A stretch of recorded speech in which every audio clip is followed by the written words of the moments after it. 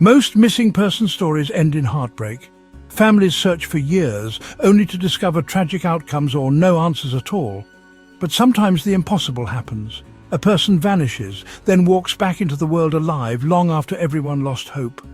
Where were they? How did they survive? And the biggest question, why didn't they come home sooner? Today we're uncovering the most incredible stories of people who disappeared without a trace, only to be found alive years later. Each case is a testament to human resilience, yet each comes with its own mysteries and unanswered questions.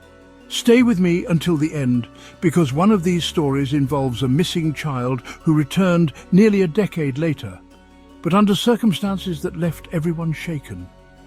If you love true crime, subscribe now so you don't miss next Saturday's episode, where we explore the most unbelievable prison escapes ever recorded.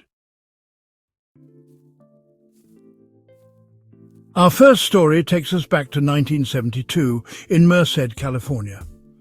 7-year-old Stephen Stainer was walking home from school when a stranger approached him, posing as a church missionary seeking donations. Trusting and kind-hearted, Stephen stopped to listen. He never made it home that day. In reality, the man was Kenneth Parnell, a manipulative criminal who abducted Stephen and kept him captive.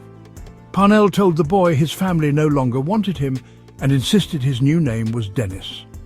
They moved frequently to avoid detection, keeping Stephen isolated from the world. For 7 years, Stephen lived under a false identity, convinced he would never see his real home again. Then, in 1980, Parnell abducted another child, a 5-year-old named Timothy White. That was the final straw for Stephen.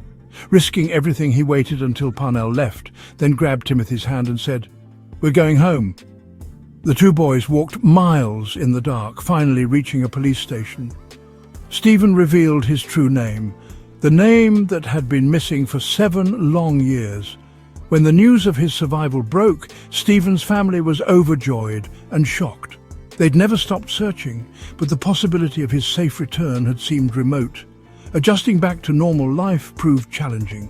Stephen had been a child when he was taken and a teenager when he returned. Everything felt unfamiliar. Despite the difficulties, Stephen's bravery rescued another boy from enduring the same ordeal. His story remains one of the most remarkable cases of survival and reunion in true crime history. In 1991, 11-year-old J.C. Dugard was walking to her school bus stop in South Lake Tahoe, California. The day began like any other until a car pulled up beside her. A man emerged using a stun device to subdue her, then forced her into the vehicle. J.C.'s life changed in that instant. Her abductor, Philip Garrido, held her captive for 18 years, along with his wife Nancy, in a hidden backyard compound. J.C. was forced to live under a fake identity. She wasn't allowed to say her real name, and the Garridos convinced her that no one was looking for her. In this makeshift prison, J.C. gave birth to 2 daughters, children who never knew the outside world existed. Then, in August 2009, a campus security officer became suspicious when Garrido arrived at a college event with 2 young girls who behaved strangely. The officer alerted authorities, leading to the discovery of J.C. Dugard alive. For nearly 2 decades, she had been missing from the world, presumed gone forever. Her rescue was a monumental shock to the public. How could someone remain captive in a suburban backyard hidden in plain sight? The Garridos were arrested and J.C. reunited with her mother, though adapting to freedom was a complex journey.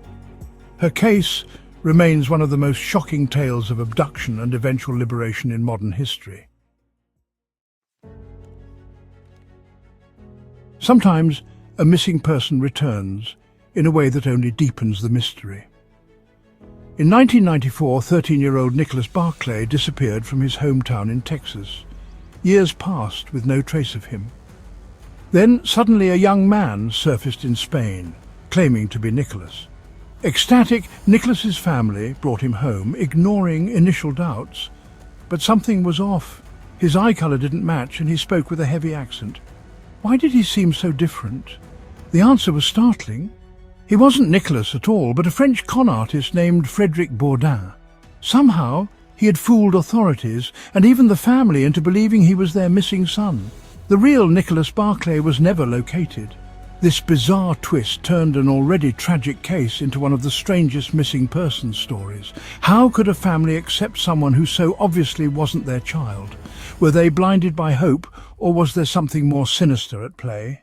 Nicholas remains missing and his true fate is still unknown.